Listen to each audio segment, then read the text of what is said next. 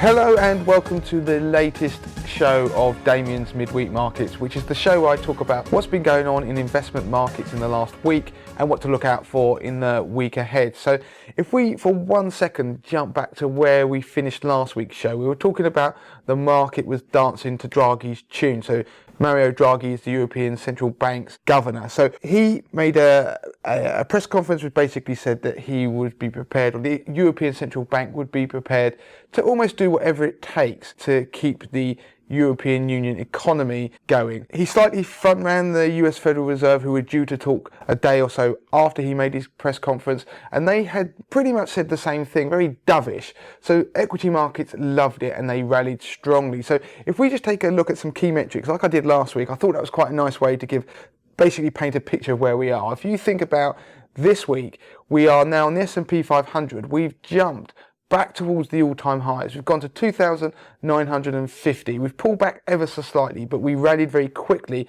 up towards those all-time highs we had in April. The VIX, the VIX, which is the fear index, is a general gauge of fear in the market. That dropped down below 15, which is a key level. Anything above 15 is generally negative for stocks. Anything below is generally positive. And we also saw the oil price leap. And when I say leap, it went from $52 a barrel to 59. That's a huge swing upwards. And of course, as I've spoken about in this show in the last few weeks and months, the oil price has had an impact on where US stocks have been going.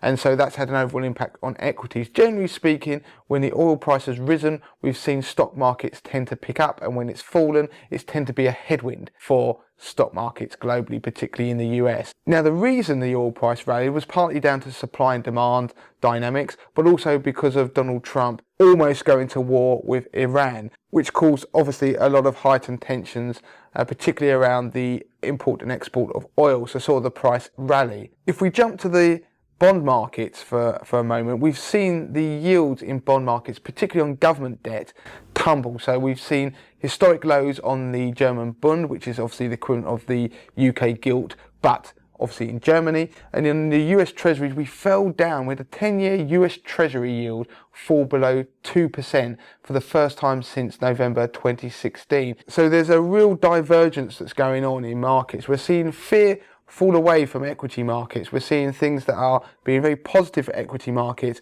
There's a lot of hope around central bank action, and they may actually keep pumping money into the system again in QE and cutting interest rates. So that's been very positive. But on the flip side, we've still seen this divergence with bond markets not quite believing what equity markets are saying, not buying into it. And 80/20 investor members will have had last week's newsletter, which went into a greater detail about the jaws of death. So if you want to know what that was all about and what you should be watching out for and what could be negative for the market going forward, then you can do so by signing up for a free trial of 80/20 Investor. So where we are right now is with equity markets pushing back towards those all-time highs, especially in America. In the UK, and we've had the FTSE 100 largely stagnate. It's around about the 7,400 level. The DAX has been a little bit lackluster too, but the mood has definitely brightened from where we were last week. And again, it's based on hope. But if we look closely on the equity rally we've seen, particularly in the US, there are signs that it looks a little bit tired. It needs a little bit more engagement from other sectors, because we've seen a slight narrowing of the sectors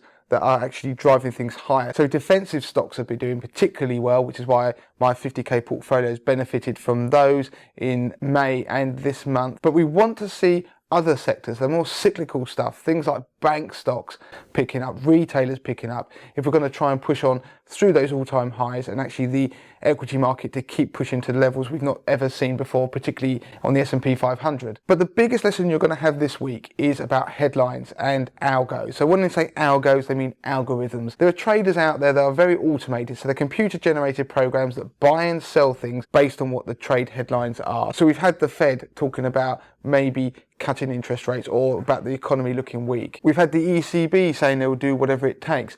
whenever you see these headlines, the markets, or equity markets in particular, tend to jump as they scramble to try and get on the right side of the trade before it really takes off. And we've seen that this week beautifully in an example where CNBC reported that the US Treasury Secretary Steve Mnuchin reported that the US and China had agreed 90% of a trade deal ahead of this weekend's G20 summit. Now, that has since been retracted by CNBC, saying that his comments were actually retrospective. He was talking about the past, so they had a 90% completed trade deal previously before it all fell apart. Before that clarification came in, we had the market leap about 0.5%.